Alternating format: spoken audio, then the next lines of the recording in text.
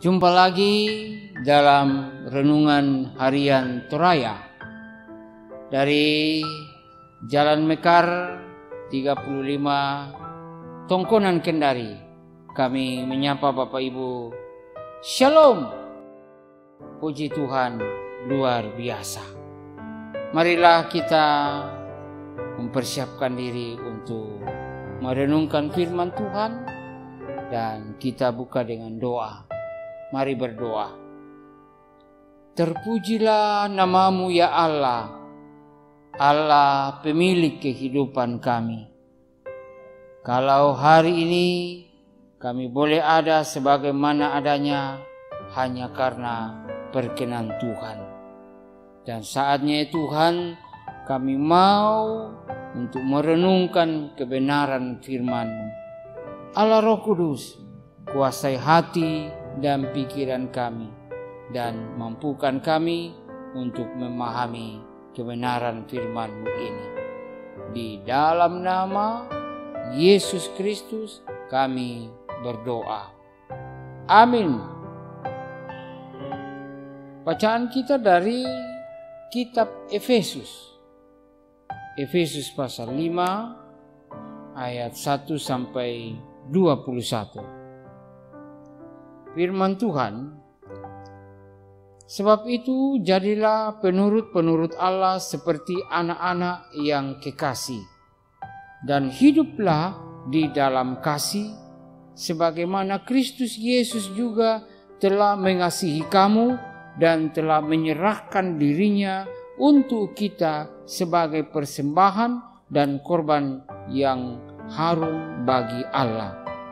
Tetapi percabulan dan rupa-rupa kecemaran atau keserakahan disebut saja pun jangan di antara kamu, sebagaimana sepatutnya bagi orang-orang kudus. Demikian juga perkataan yang kotor, yang kosong, atau yang sembrono, karena hal-hal ini tidak pantas. Tetapi sebaliknya ucapkanlah syukur. Karena ingatlah baik-baik, tidak ada orang sundal, orang cemar, atau orang serakah. Artinya penyembah berhala yang mendapat bagian di dalam kerajaan Kristus dan Allah. Janganlah kamu disesatkan orang dengan kata-kata yang hampa, karena hal-hal yang demikian mendatangkan murka Allah atas orang-orang durhaka. Sebab itu janganlah kamu berkawan dengan mereka. Memang dahulu kamu adalah kegelapan, tetapi sekarang kamu adalah terang di dalam Tuhan. Sebab itu hiduplah sebagai anak-anak terang, karena terang hanya berbuahkan kebaikan dan keadilan dan kebenaran, dan ujilah apa yang berkenan kepada Tuhan. Demikian firman Tuhan. Dari bacaan kita ini disimpulkan dalam sebuah tema, yaitu terang bukan kegelapan. Terang bukan kegelapan. Saudara-saudara yang kekasih dalam Tuhan, ada sebuah lirik lagu anak sekolah minggu yang mengatakan, "Aku anak terang, tugasku menjadi terang." Dan lagu tersebut hendak memberikan sebuah pengajaran bagi anak-anak bahwa mereka adalah anak-anak yang dikasihi Allah, dan karena itu diberi tugas untuk memberi dan memancarkan terang. Saudara-saudara, istilah kata terang ini dipakai juga oleh Paulus untuk memberikan pengajaran bagi jemaat yang ada di Efesus, di mana Paulus hendak menyadarkan jemaat di Efesus bahwa status mereka itu sebagai anak-anak terang, bukan lagi kegelapan. Memang dahulu mereka adalah kegelapan, tetapi sekarang mereka adalah terang di dalam Tuhan, di dalam Yesus Kristus. Namun kenyataannya bahwa jemaat yang justru tetap hidup dalam kegelapan, mereka melakukan percabulan, kecemaran, keserakahan, perkataan kotor, penyembahan berhala, mabuk, oleh anggur, dan lain-lain sebagainya.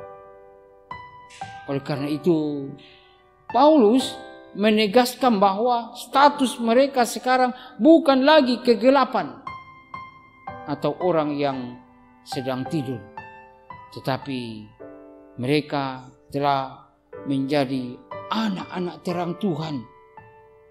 Paulus mau agar mereka meninggalkan kegelapan itu, lalu hidup dalam terang Kristus. Setelah mereka sadar akan status mereka sebagai anak terang, maka tugas selanjutnya ialah memberi dan memancarkan terang itu. Nah, saudara-saudara yang kekasih dalam Tuhan, kita telah termasuk orang-orang yang percaya kepada Kristus. Tetapi yang jadi soal adalah, apakah kita juga sudah hidup sebagai anak-anak terang? Ya, ini perenungan kita. Atau justru kita tetap masih ada dalam kegelapan. Kita telah mengalami perubahan status dari kegelapan menjadi anak-anak terang. Karena itu, marilah kita hidup dalam terang Kristus dengan melakukan kehidupan yang benar di hadapan Tuhan sambil memuliakan Dia dalam kehidupan ini. Terpujilah Kristus. Amin. Mari berdoa. Sungguh agunglah karya-Mu ya Allah. Oleh karena kasih dan kemurahan-Mu lah, Engkau yang telah mengangkat kami sebagai anak-anak terang di dalam Kristus.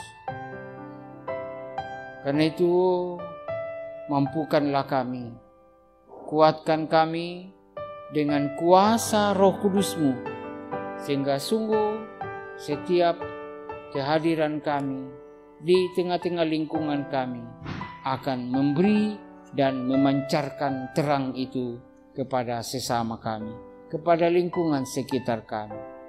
Karena itu, kuasa Roh Kudus-Mu lah yang akan memampukan kami. Tolonglah kami ya Tuhan, di dalam nama Yesus Kristus kami berdoa. Amin.